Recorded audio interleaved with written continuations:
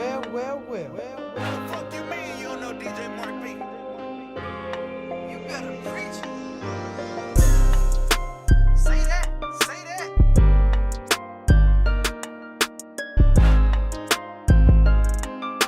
Oh, you better go now.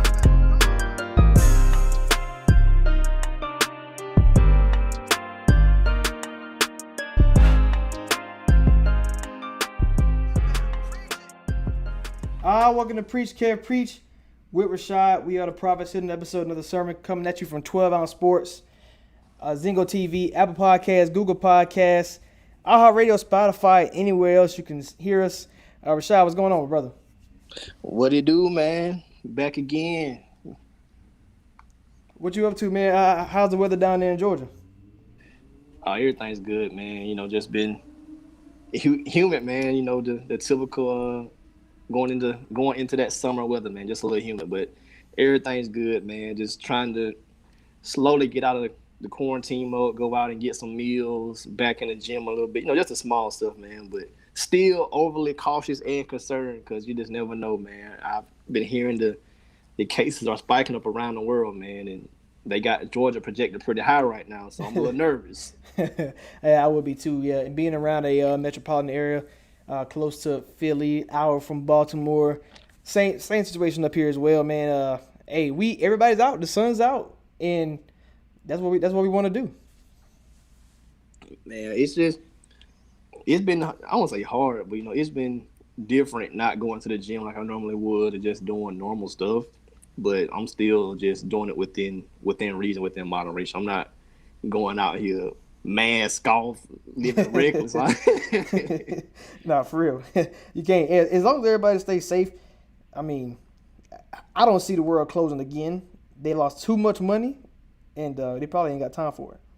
Nah, if the economy go bad, man, the country gonna be in trouble. I mean, it's already in trouble as is with everything going on in society. So, you know, hashtag, you know, defund the police is going out, and you know, I've been hearing some things about that too, man. A lot of police aren't taking into account into some of that, you know. But hey, man, they gotta protect the citizens, man. That's what they should be for.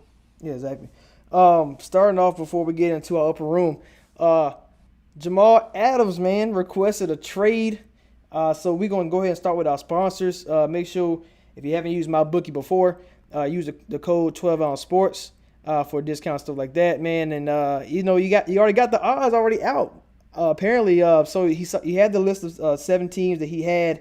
Who do you think? So let me run through the teams he got on there first. So he has the Ravens, Cowboys, the Texans, the Chiefs, Eagles, 49ers, and the Seahawks. Out of those 7, where do you see Jamal Adams going?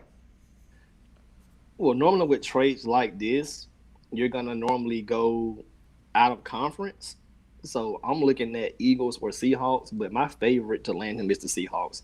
They've proven they aren't afraid to make trades. They went and got Clowney last year.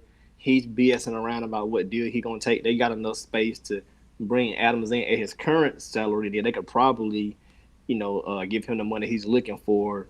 I know they have Quandre Diggs and McDougal, but I think if you get Adams, you'll figure it out. You'll play a dime package to make it work. I mean, I don't see Seattle not accommodating him if they did get him. I think they could just say, forget Clowney. Let's bring this guy in. He still has a little more on his rookie deal, and let's go ahead and extend him out. I mean, they got some draft picks and some young guys they can send away if need be. Yeah, I'm probably going to lean the Houston Texans. Man, first of all, how crazy will it be if like Bill O'Brien did all this stuff, traded Clowney, traded Hop, and then he get probably a top 10 player in the league, Jamal Adams, and you know, everybody gonna be, you know, he actually did a pretty good job. So, you know, I think it always kind of works out and balance out. So I'm hoping the Houston Texans get it because I'm bullish on the Texans this season. I think we talked about Deshaun Watson. I think he can be an MVP candidate. I think Bill O'Brien has a good chance to be Coach of the Year because of the storyline. So if you get Jamal Adams in Houston, man, JJ up front and Jamal in the back, oh man. Man, the team that needs him is the Eagles because they got Jalen Mills back there, man. So they need him. Man, but I think Seattle's the favorite, man. I'm leaning Seattle. first of all, I don't know why they thought Jalen Mills he can't cover that corner. You can put him at safety, you give him a little extra yards, so he don't get beat. I guess that's their logic thinking, but because the Ravens secondary is already pretty loaded, so I don't think the Ravens would do it. And plus, that's still within AFC.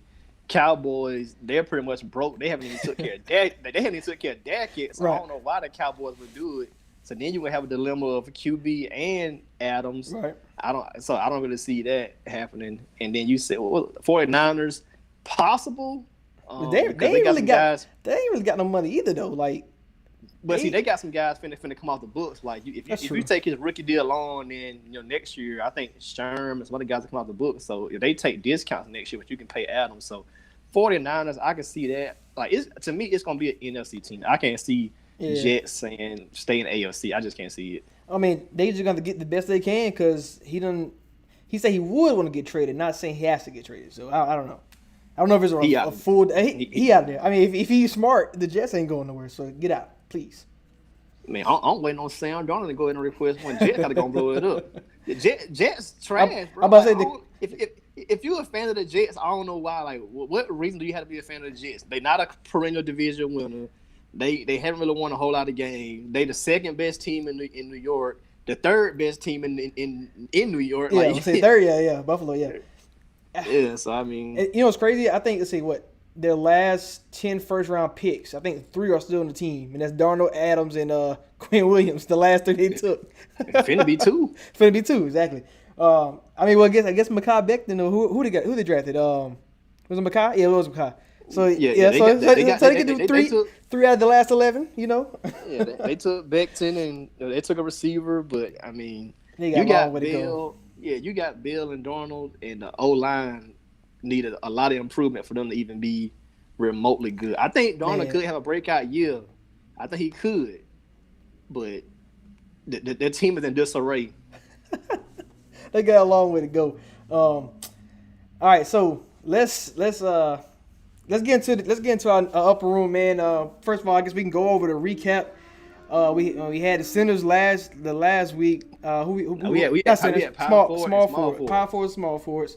Who we let in? We let in for small forwards last week. We let LeBron in, of course. Kawhi, Durant got in. Paul Pierce, Melo.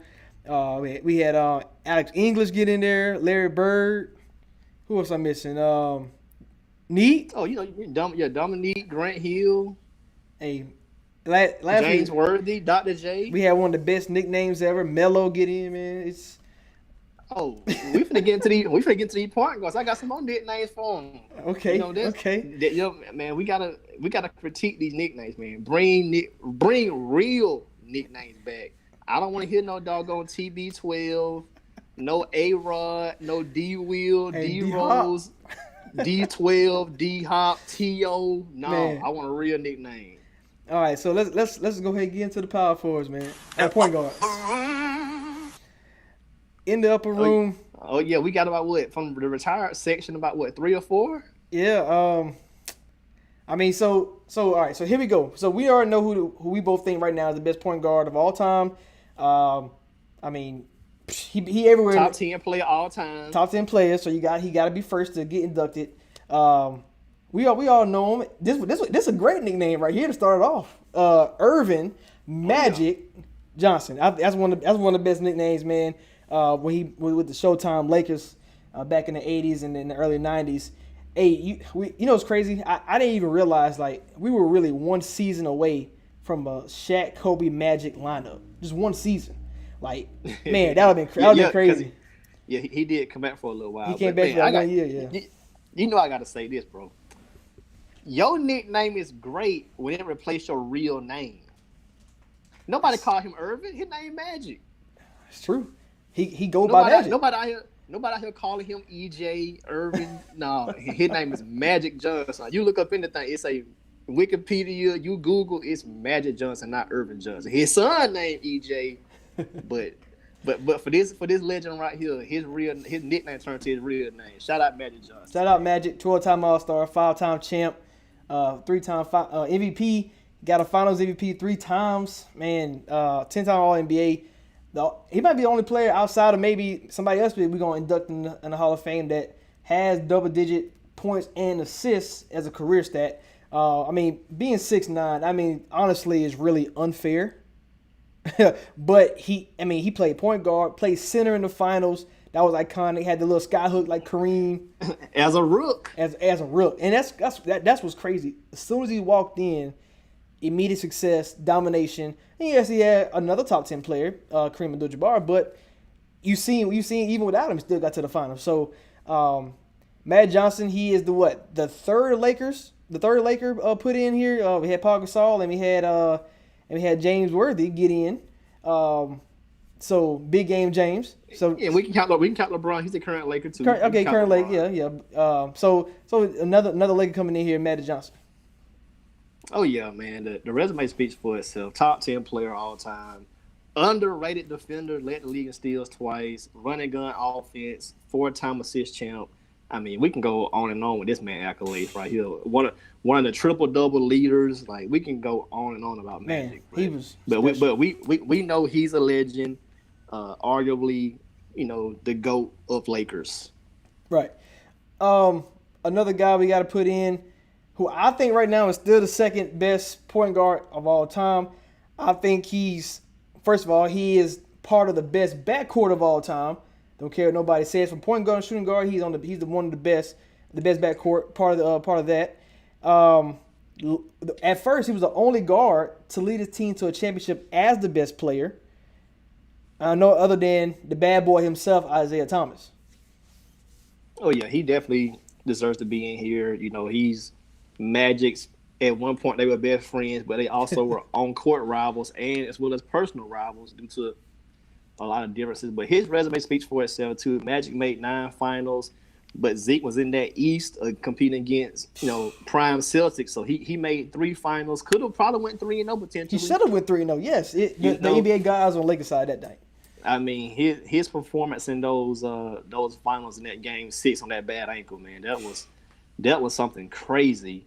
And his resume is so underrated. He only has 5 All-NBAs and 1 assist title. But, I mean, dude was getting 20 and 10 in his prime, dialed it back a little bit, to 17, 18, and they started winning titles, making finals. Yes. So, I think they made like 5 straight East finals. But, of course, they made 3 straight finals, 88, 89, and 90. He won the Finals MVP, 12-time All-Star. Zeke, what else can you say? Hey man, I'm trying to tell y'all, Chicago man. legend. I'm trying to tell y'all, man. Zeke is one of the best players. He get killed a lot, and even during the last dance he got killed. But this guy beat Bird, he beat Jordan, and he beat Magic 3 in a row, like in the same play. I mean, we talk about that Dallas team a lot with Dirk Nowitzki and them in 2011 beating the Lakers, Kobe beating baby Kevin Durant and them, and then beating LeBron. But like I said, Durant and the Thunder, they was little babies, and he went through prime. He went through the prime of these guys, and I think that's getting overlooked a lot. He has a great resume. Yeah, reputation wise, he's taking a hit, and I just think that's part of every era. Like there are some parts of the game that aren't glamorized because when you think about NBA history, it would sound better if you say, oh, the league went from Magic and Bird straight to Mike, then it went to Kobe Shaq, then it went to LeBron. But, right. It don't sound as cute when you say the Pistons, the Bad Boy, or like the Spurs with Tim Duncan. Like, it don't sound as good when you think about how the NBA wants a story to be told. So, that's true. I mean, you kind of just got to accept that this dude got in and they had a great run. RIP Chuck Daly, they had a great run. And same for the Spurs. Duncan is a top 10 player with Pop.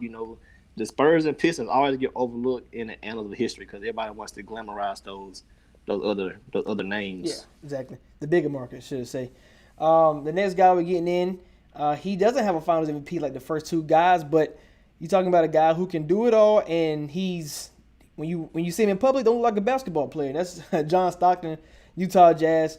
The lead leader in steals and assists, and those 2 will never be broken. You're talking about a guy who's been, very, very consistent at a high level for a long time. 16, 17 straight playoff appearances. One team got to the finals twice, a lot of Western Conference finals, but, sometimes you couldn't get over the hump. But, I mean, we already put his teammate in Karl Malone and John Stockton. He was going to follow.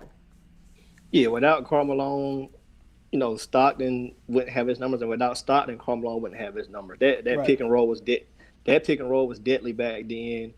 Uh, and in this era, man, Stockton was the perfect fit. He was a 80-40, 50-40-80 type of guy.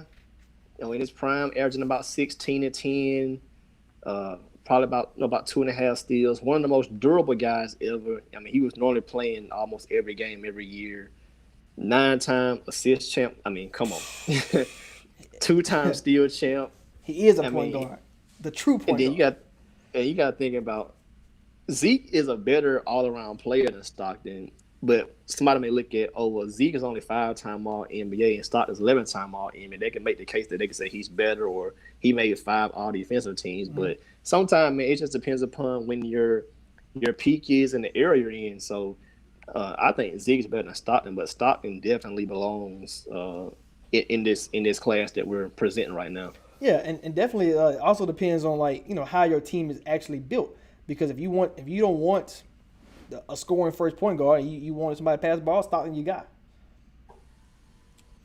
Oh yeah, man, Stockton, that dude was an animal, man. Like people hate to play against him, man. Some people say he played dirty, but I mean to be his size, to be his size and basically like a regular looking guy, like the Dream Team goes over to Barcelona and he like a regular guy walking around. So nobody comes to him. Yeah, so like to be a regular looking guy but actually have game. Shout out John Stockton, man. Definitely. Another guy just like him, but more of a triple double alert. Jason Kidd. You talking about a true leader from the point guard position. Everywhere he went, it just winning followed. When he was in Nets, go to the finals. Back-to-back finals, man. Go to the Mavericks. Should have won. I love Tim Duncan, but that first year with the Nets, Jay Kidd should have got the MVP because he transformed the Nets from lottery straight to the finals. I love Duncan. That was one of his best seasons ever. But I would have voted Jay Kidd for the MVP that year. Jay Kidd, no matter where he go, Phoenix, when he go to Knicks, they was on when he was Melo, they was at the top.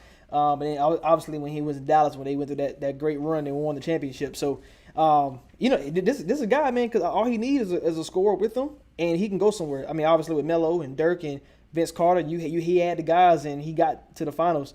And you see him now, one of the best, not one of the best coaches, but as far as IQ wise, like you see why he probably always be on a coaching staff and why he got a head coaching job so fast. Twice already, and now he's on the Lakers. So, triple double alert, baby triple double. 12, and 10. but you still racking them up. But racking up, right? Exactly. So, I love Jay Kidd, man. Yeah, man, I love. He's a big guard too, and if you look at his basketball reference page and his scoring, you look at he wasn't really a great scorer. Then you look at the field goal percentage, you're looking like, yo, this is terrible. But he did have games. I remember there was a famous duel between him and Steve Nash where they were both going crazy in the game. So Nash could get buckets when he wanted to, but he came up in that era of I'm a pass first guard, so he always deferred on that. And at one point in his career, he was known as Acing because he didn't have a J. But resume's impeccable, man. Like, he's a triple-double alert, great defensive player. If John Stockton didn't exist, Jason Kidd would be number 1 on the steals and assist list. But, hey, number 2 ain't bad either. Yeah, number 2, he that's not bad. It's not bad, especially how far Stockton is. It's ridiculous. Another guy, you talk about nicknames of nicknames. I'm going to let you go ahead and talk about him first. Man, a top 10 nickname of all time, man. The Glove. Gary the Glove Payton, man. In his prime, he was a dominant player, getting 20 and 9, steal champion, defensive player of the year. Those Sonics teams were winning 50 or 60 games for a good while. He got a ring on the back end. Hey, you got one. That's all that matters. They can't say GP didn't get one. One of the best defensive guards, if not the best defensive guard ever. I mean, you talk about a guy who's, as far as like body control, definitely one of the best. He even said it, man. If you saw the numbers when he wasn't on Jordan versus when he was the primary defender in the finals. And I don't, yeah. Sonics probably still lose a series, but you know what kind of impact he has if he's doing that to the quote unquote GOAT. So if he's doing that to Michael Jordan, what is he doing to everybody else? And you got Kobe and Kevin Garnett who's looking up to him and asking him, hey, how do you do this? How do you do this? You talking about defensive tips. Yeah, defense. Like, so I mean, if you want to learn how to play defense, you watch Gary Payton, and even if the hand checking thing, was a big deal. I mean, hey, it wasn't. I mean, there was the era they played in, so that means you got to discredit everybody who played in that era. Exactly. Like nobody go around saying Pip a bad defender, nobody saying MJ a bad defender, but all of a sudden GP, all he did was hand check, or he can't shoot. I mean like all that stuff, like the post up game was his game. Post game was crazy. He could hit a mid range if needed. I mean, and over time his jumper got better. I mean, everybody's not gonna be a Dirk Steph type of shooter. I'm about to say everybody always credit Kobe to being like the copycat to Jordan, but Kobe took a lot from Peyton as far as like defensively and offensively. Like people don't realize like he learned the post moves from Gary a lot too. So how he be able to keep your body control and be how to turn around on him. Like, so yeah, it's a lot of things that Gary Payton had done to the game, and like I wish he had a lot of stops, man. Even when he went to LA Lakers, man, if Shaq and Kobe didn't start feuding and Kobe didn't have his troubles, he could have had two of them things. So it is what it is. But Gary Payton, man, one of the best, the glove, best nicknames. You right. Oh, and one of the best trash talkers ever. Ooh, boy, I ain't gonna lie to you, man. He probably got inside my head, but me and him have been talking all day. Hey, he kind of got that make you want to fight out there for real.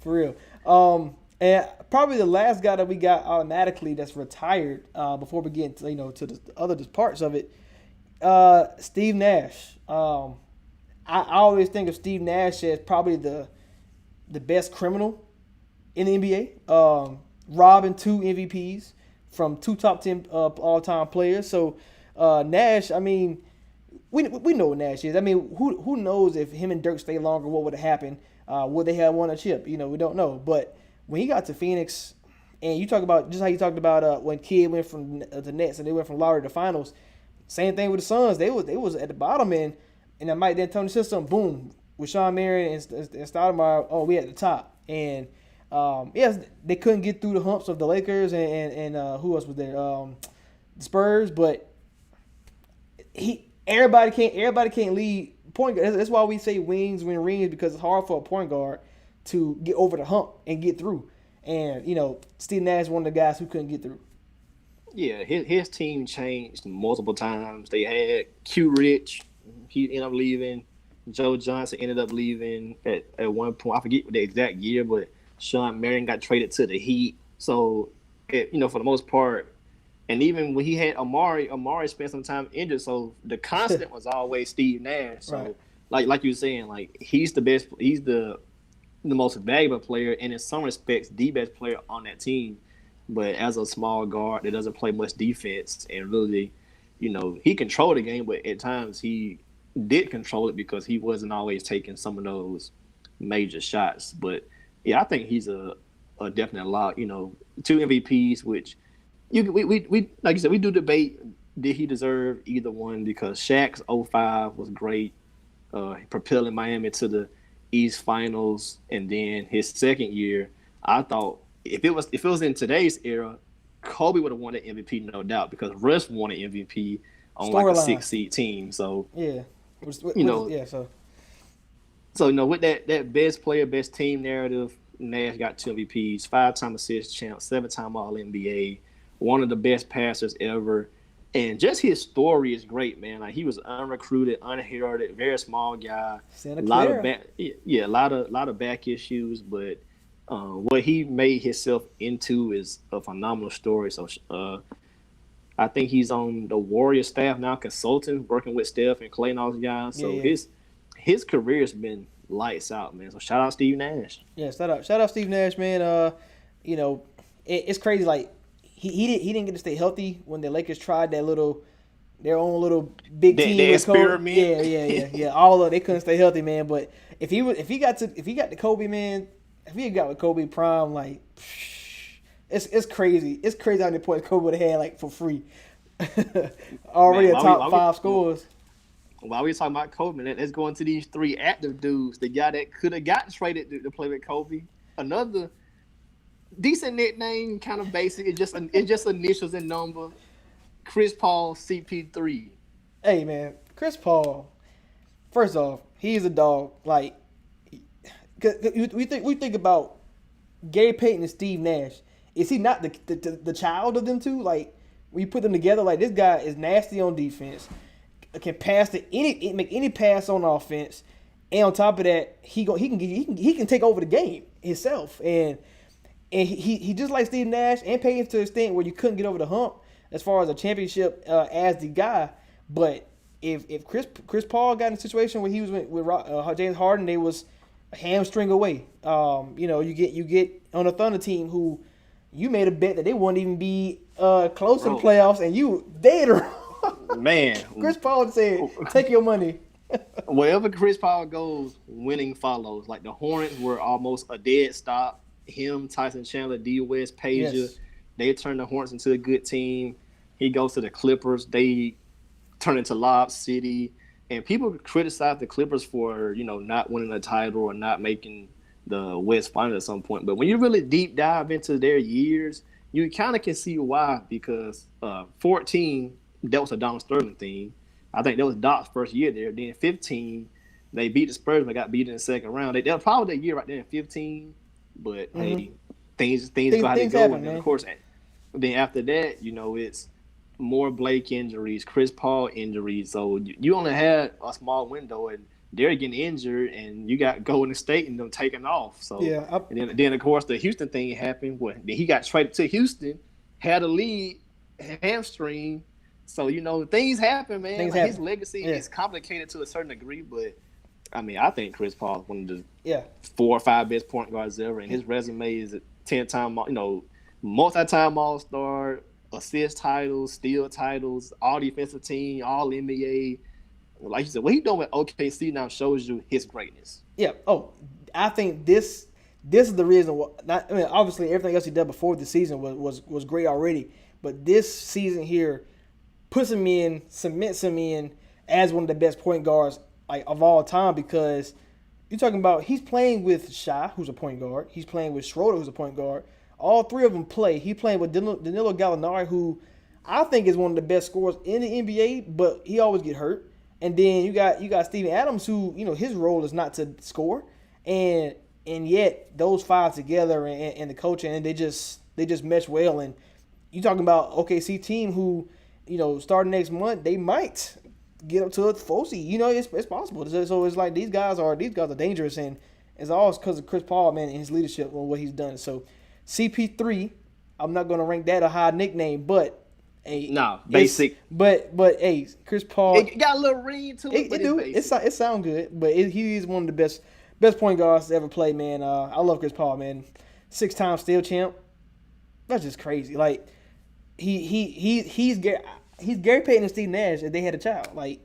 But he's like to an extent where he can take over the game. Man. Yeah, man.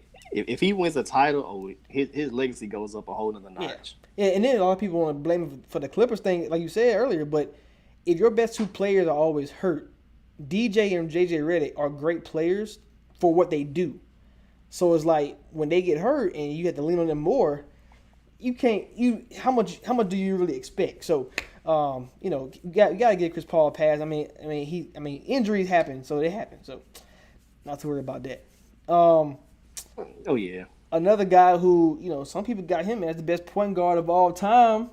Actually, Pump the brakes. hey, but he actually got a fire nickname. To be honest though, and Drake put in the song, man. Chef Curry with the pot, man.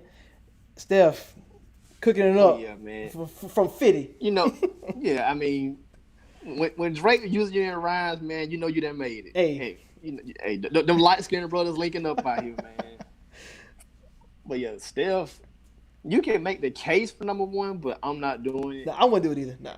Yeah, his legacy is great. I mean, outside of the not having the whole Finals MVP thing, which he should have, Iguodala, they gave it to him because LeBron didn't get 50. But Steph Curry's legacy is, I think that is the most crazy Finals MVP ever. man, Like it's asinine, bro. Like it's asinine. because you Steph's legacy should be complete already, but because they want to play games, go, well, LeBron didn't average 45, 50 points, so we're gonna give this guy the final. But the dude only had like 9 points himself. Like, if all you got to do is stop me from getting 40 or 50, that's not Finals MVP.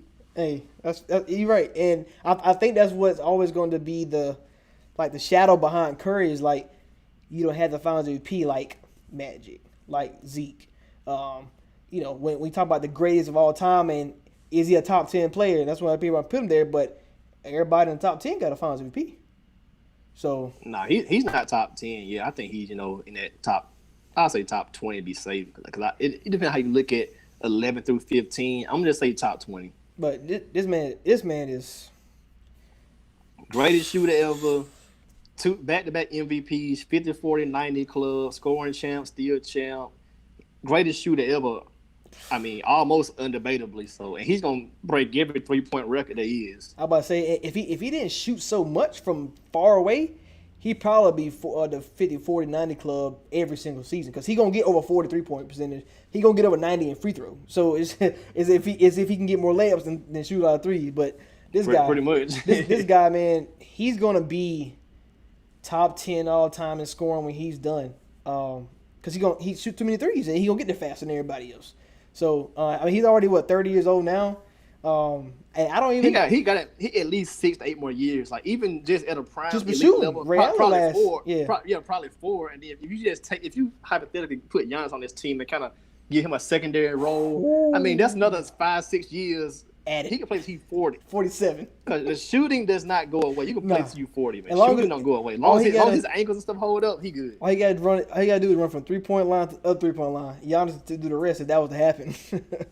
But yeah, he gotta do that. He start shooting half court with the range he got. Man, but yeah, Curry, man, he's undeniable. I mean, he's been the best point guard in the league for how many years? At least 4 or 5, like without debate. You got Chris Paul and Russ and Dame will always come battle him and at who number 1 for this season, but consistently he's always gonna be 1 or 2, so therefore he's gonna be number 1. And I mean, I don't know if he win another championship. I don't think he ever gets back unless he take a secondary role, like you said. If he become a secondary player, then he probably get there again. But as the first, I don't know. And if he never gets that Finals MVP or has another chance at it, I think that's always going to be his only blemish on his resume. Yeah. Even though he should. Oh yeah, definitely should. We got one more guy that's a lock, and then we got to get into some heated debates. Man. Yes. Let's go knock him out. Go ahead. Russ. I mean, you can't average triple doubles 3 straight years and not be one of the best point guards. I mean, you 2-time scoring champ, 2-time assist champ, so he can do both, right? Got an MVP, and it's crazy that his All NBAs, he kept falling. Start declining. He kept falling. He got triple doubles. He get a triple double, first team easy. Oh, you do it again? Nah, second team.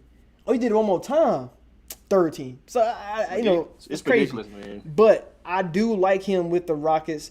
I think with him and Harden, if they stay together for, let's say, 4 more years, I say Zeke and Joe Dumars is the best backcourt of all time. But that's because, the success, the longevity together. And these guys can play together. These 2 guys are elites. And you've seen when I knew it was going to be a perfect match. And when they both on the court together, it's hard to stop both of them because they can go take you one-on-one at any given moment.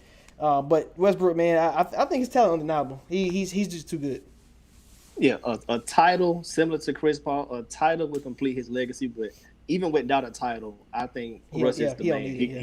He's one of the best ever. From 2015 to 2020, the dude is averaging 26.5 points, 9.7 assists, 9.3 rebounds, and basically 2 steals. It's 1.9. So basically, if you do what Luka's doing this year, 6 straight years, that's crazy.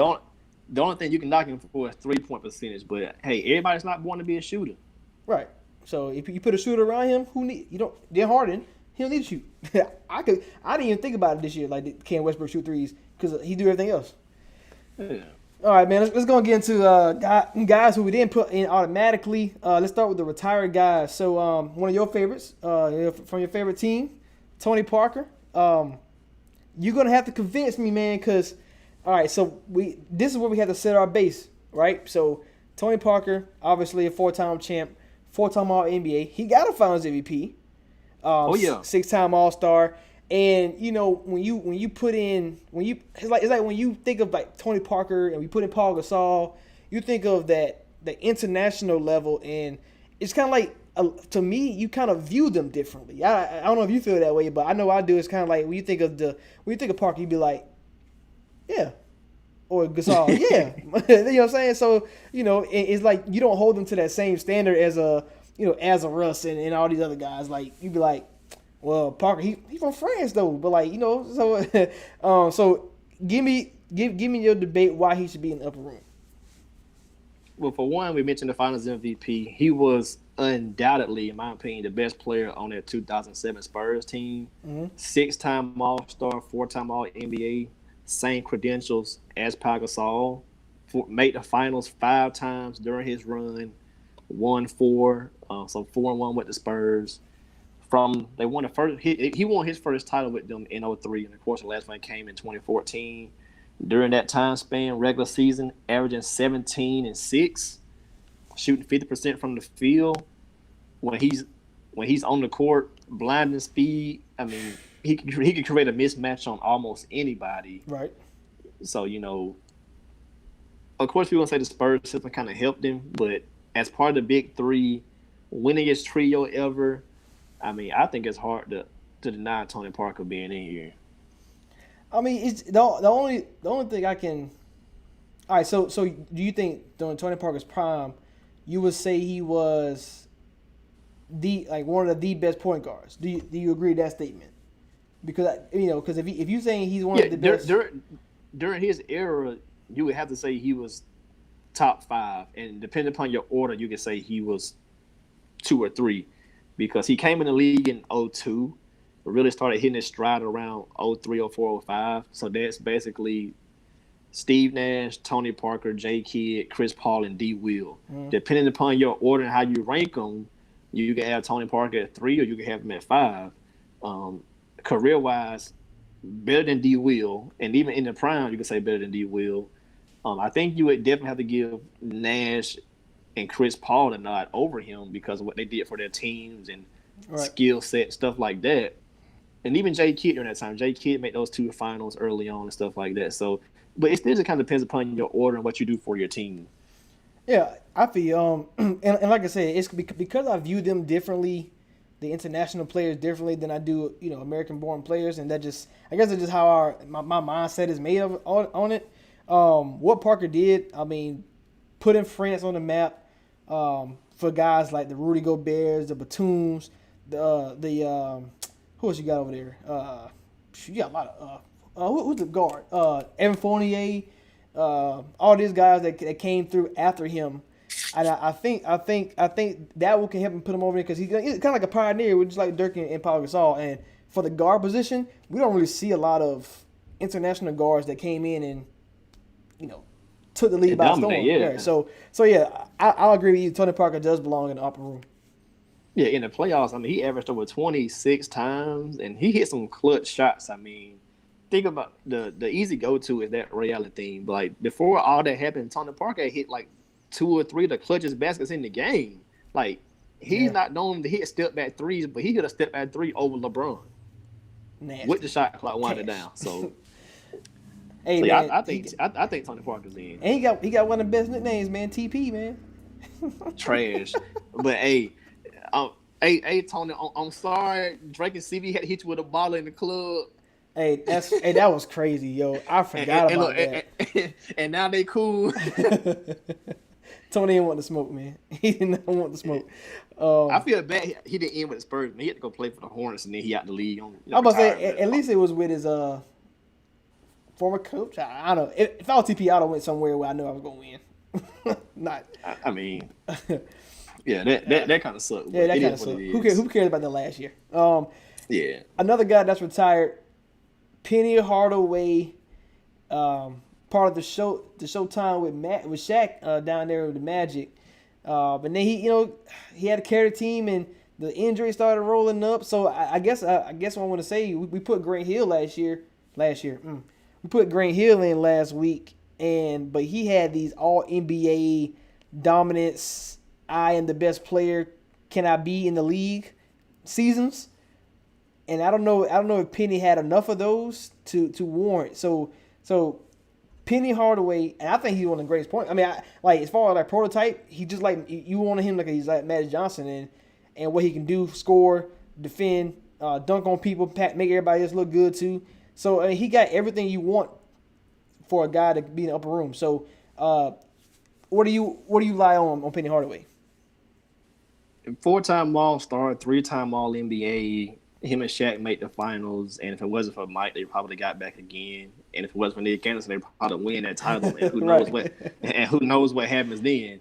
But yeah, that's true. It's true. You know, just on body of work, Grant Hill had more. Grant Hill had 6 undeniable years, and he was in some elite categories. And then he had a secondary career as just a good role player. Penny didn't really have that. As a role player, he kept trying to get back, but he never really could hit his stride. I'm about to say, when he was the Suns, as a role player, he was the Suns. Him and Kidd was pretty. They were pretty solid. They made the playoffs, but yeah, he was trying to get back, but he never really could. Went to the Knicks later on, but once his knees and everything went, his career kind of took a downturn. But one of the more iconic players, Little Penny commercials and stuff like that. Right. Similar to that Magic Johnson mold, 6'7", 200 pounds. He was definitely headed towards Hall of Fame status, but I'm sorry, Penny, I can't give you my vote. But he does go down as one of the best nicknames for the point guard position, because he's another guy just like Magic that his name is Penny. He don't have no other name. Nobody's out here saying. I can't even say his first name. Nobody out here saying Anthony. His name Penny. Man, I ain't got time to be saying that name too hard to say. It's too hard to spell. Penny. Give me that name. Oh, yo. He was great though. I mean, I feel kind of sad that he don't get in, but he definitely in the Hall of Good easily. What about another great nickname right here, Mr. Big Shot? Yeah, Chauncey, he's an interesting case, man.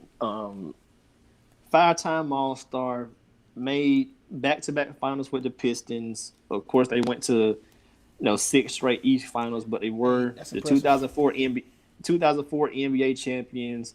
Lost in 2005 to the Spurs in a 7-game series, so it's not like they got blown out. They were right there to the very end. Right. Made 3 All-NBA teams, 2-time All-Defensive team, and on his 04 championship team, he was the Finals MVP. So looking at the resume, you thinking that sounds pretty impressive, but it's just one of those, like you said about Parker. Was he ever one of the best guards in the league? I don't think he was considered amongst that class, even though the playoff success would back him up. But I just think when you say the name Chauncey Billups, you would think about greatness, one of the elite guys. Yeah. And then, I'm thinking about, can we really not induct a Piston from that championship team? Like that's where the mix comes in at, man, because it's tough. As a Piston, he averaged 16 and 6, which is pretty good. Similar to Tony Parker's numbers, resume similar to Tony Parker's as well. So it's just kind of like, where do you draw the line? Well, I'm gonna let you go ahead and give your spiel on Mr. Big Shot. Cause see, it's different. Like if we just, let's say we just give it scrapping everything and talking about Billups versus Parker, like, are we really going to knock Billups because he didn't have Tim Duncan? Like, does Parker ever get 4 without Tim Duncan? No, that's an easy answer. Yeah, and it's like, yeah, I highly doubt it. So it's like with Chauncey, is like, I mean, he had a Rip, he had Tayshaun, Rasheed, and Ben, and they was all good players, but he didn't have that great player like Tim Duncan, what Parker had. So, and then plus he was a late bloomer too, man. He started off in Minnesota, and then he didn't really hit his stride till he got to Detroit. So yeah, so that plays a part in it as well. They were more of a committee team. Like, they were more of like an all for one type of team. They weren't, hey, you go out here and get 30 every night. I'm about to say he won the Finals MVP. So I mean, he probably, to be honest, he's probably the most consistent player out of out of those Pistons guys. But I don't necessarily know if that's good enough. Like, because Rick Hamilton led the team in scoring. Ben Wallace was the defensive guy. And you didn't get over the hump till you got over Rasheed. And Tayshaun was the defensive, like, perimeter stopper. So they all had a different roles, and I think he played his role great too. And, I don't know if that is enough to put him in the upper room because, I mean, from a point guard standpoint, it's not like he out here doing Steve Nash and Chris Paul things, making everybody else better. But he was a leader. I mean, if that counts for anything. Yeah, he hit a lot of clutch shots, and then you got to look at when Carmelo made his only West Finals, Chauncey was his point guard, and you combine his playoff numbers from Detroit and Denver, he's 18 points, 6 assists, which is pretty good, you know. And I mean, he was always great from the free throw line, always around 87 to 90%. He was a pretty good free throw shooter. But it's a tough call, but man. when you Hey, let's come back to let's just come back to him. Let's come back to him. Yeah, we'll come back to him. All right. So what about the Kevin Johnsons, the Mark Prices, and the Tim Hardaway of the world? I think they was all guys that I love KJ, man, but it's hard to say he deserves to be in, even though he has a compelling case. I'm about to say Mark Price even does too. He got 4 top 10 MVP finishes. I mean, I'm not saying that's it ain't like his number 2 and 3, but it's top 10 nonetheless. And Tim Hardaway, man, we talk about Iverson with the crossover. This guy was the crossover king at one point. But yeah, I think they were mostly good players as far as a piece to help win a championship. Kevin Johnson with Barkley and Tim Hardaway and with the Run TMC. So I feel like they great as far as like a moment in time, but not a career where we're gonna remember them. And they're I love KJ too. So, but I just can't put none of them in because I think we opened the Pandora's box if we let all 3 in. Yeah, it hurts to leave KJ, y'all, because he's one of my favorites. I mean, his time with the Suns, man, dude was getting 20 and 10, and of course, injury cost him a little bit. But I think the three, KJ, Mark Price, and Tim Hardaway, they're more like cult figures as far as like Tim is known for his crossover and his time with the Warriors, and he's a legend amongst those franchises. And Right. KJ's the same thing. He's known for his time with the Suns and as the mayor in Sacramento, all that kind of stuff. And Mark Price, he's known as a cult-like figure with the Cavs, one of the few 50, 40, 90 guys as well. But yeah, I can't vote. Yeah, I can't vote any of them in either, man. So I think they all great players, but they can't get in. All right, man. So again to the current players, let's still playing. It's a slew of great point guards. Like this is, I would say this is the time where all these point guards kind of like, I feel like they came at different times. They probably get in, and a lot of them are going to miss opportunities because not only is the point guard position great, the shooting guard position great, and if the All NBA teams are only the best 6 guards, a lot of them miss it. We talk about the D Rose of the world, Rondo, those guys where Rose got an MVP, was on the trajectory to be one of the greats. The injury kind of cost him a little bit. Rondo, part of those championship teams.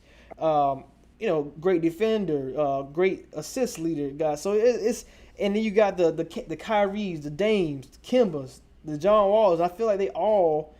I don't know if anybody really separates themselves because I want to deep dive on Rajon Rondo, man. Because I think outside of D Rose and Kyrie, he has like the more detailed resume, and you can kind of make a pretty good case for him as like one of those specialist guys that we talk about, like Draymond or Dennis Rodman. Right.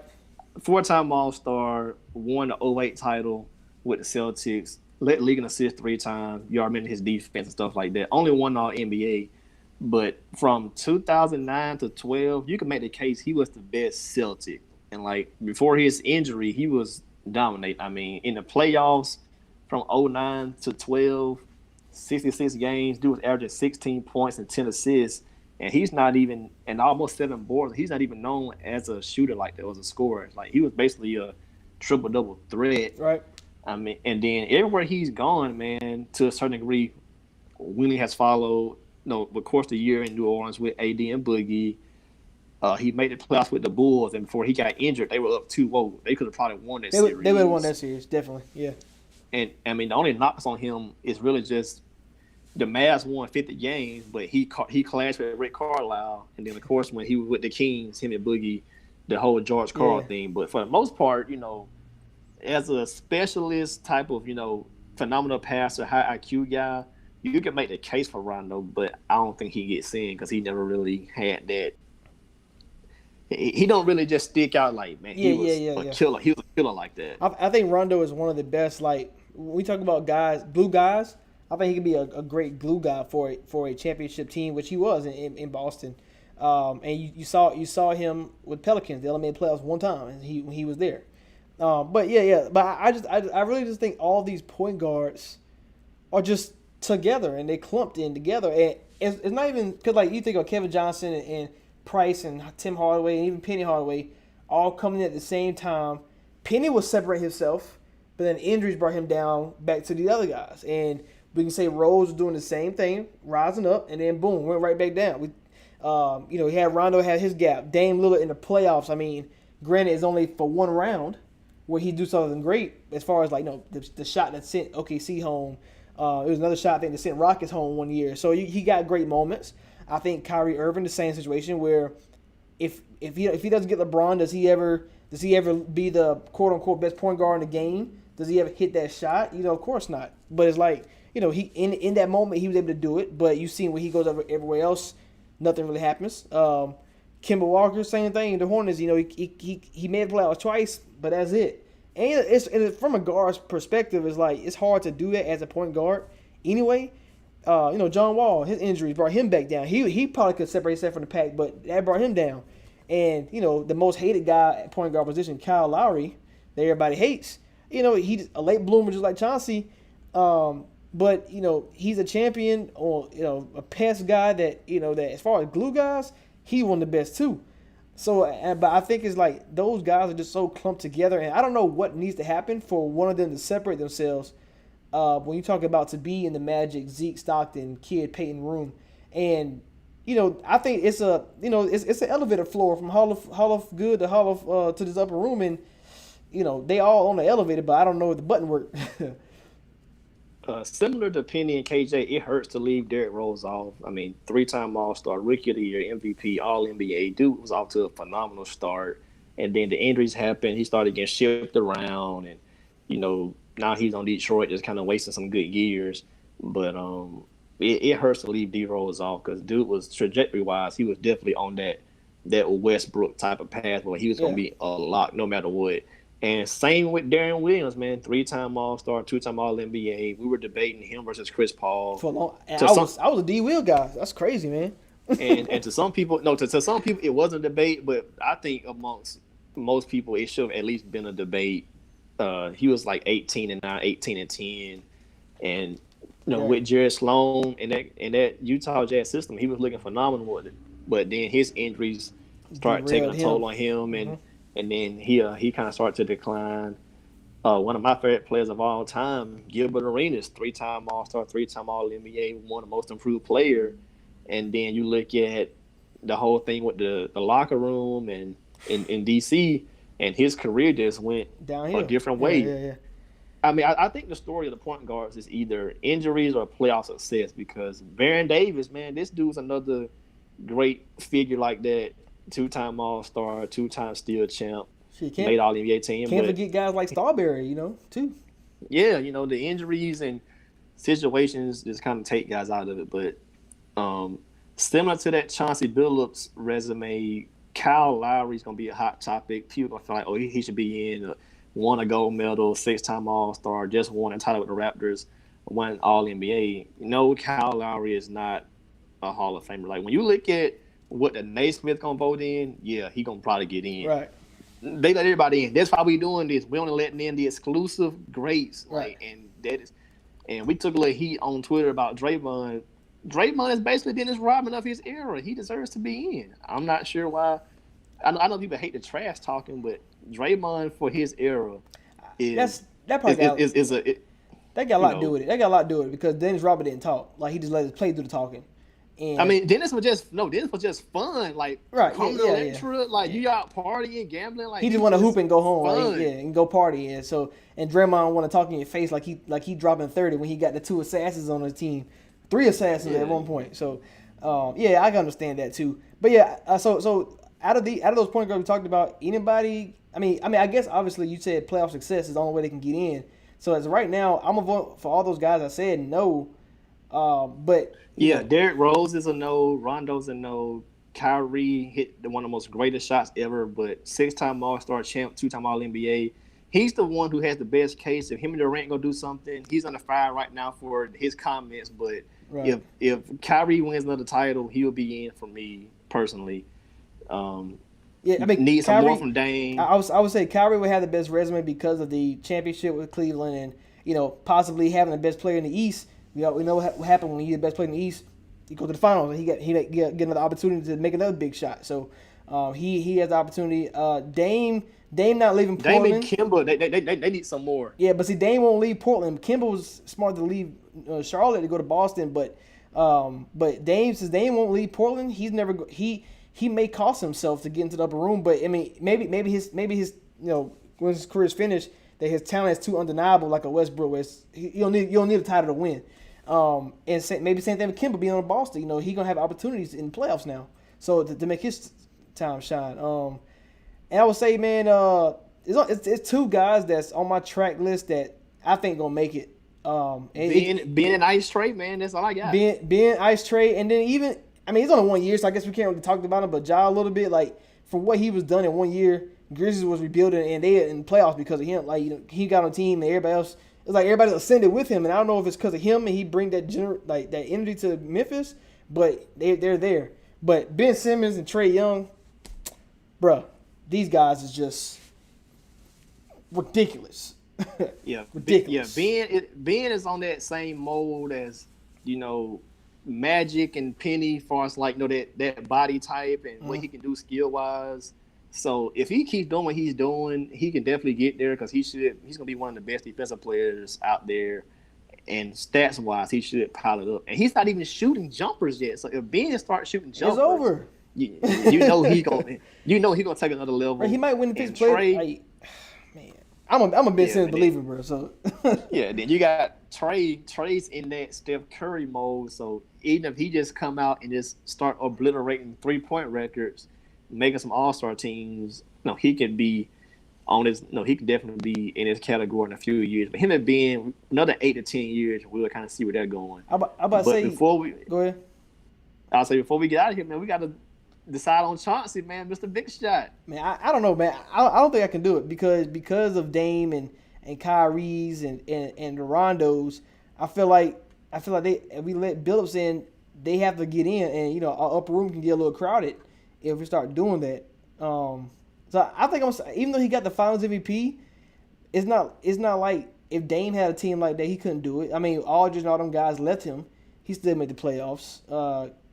Kimba with Boston now, and all these guys, Kyrie with Nets, they all have opportunities to do what he did again, and they may have more opportunities. So I'm gonna say no, man. I just Mr. Big Shot, great nickname, but I just can't do it because if we do it, the Pandora box might get open. Yeah, I was trying to look at James Worthy's resume and see where I landed on it. I'm still on the fence, but you had to vote no, so he's out. I'm about to say I think James is probably just a better player, and that's crazy. He was number 3 on his team. Yes. See, James has those titles going his favor too. So yeah, I hate to do it, but what would you do, Mr. Big Shot? I can't do it either, man. I want to, but I can't. It's crazy. I'm a Ben Simmons guy. You a Trae Young guy, and I think those two are the only trajectories that outside maybe that we see. Like if they go on the path they're going, they in there, and I think they separate themselves above the rest of their peers. So that's our upper room this week, man. Let's recap real quick. Magic in, Zeke in. Yeah, we got 10, man. Stockton. We didn't hit 12 this week. The Glove, J Kidd, Steve Nash, Chris Paul, Westbrook, and Curry. And then we let in TP, the Frenchman, get in here as well. Shout out Tony Parker, man. We only got 10s. Hey, so right now we're on the track. So, Yeah, we still got our over-under going of 60. So 12 power forwards, 12 small forwards, and we got 10 point guards today. So 34, man, with 2 positions left to go. It's not bad, not too bad, not too shabby. Make sure y'all check out Rashad's article before we get out of here, man. Top 10 quarterbacks over the age of 30. So y'all check that out on our website, man. PreachCarePreach.com. So And we just handed out. Hey, Kev, we got them 10 keys, man. What them 10 keys going to? hey, they going to the upper room. All right, man. Preach Care, Preach with Rashad. We out.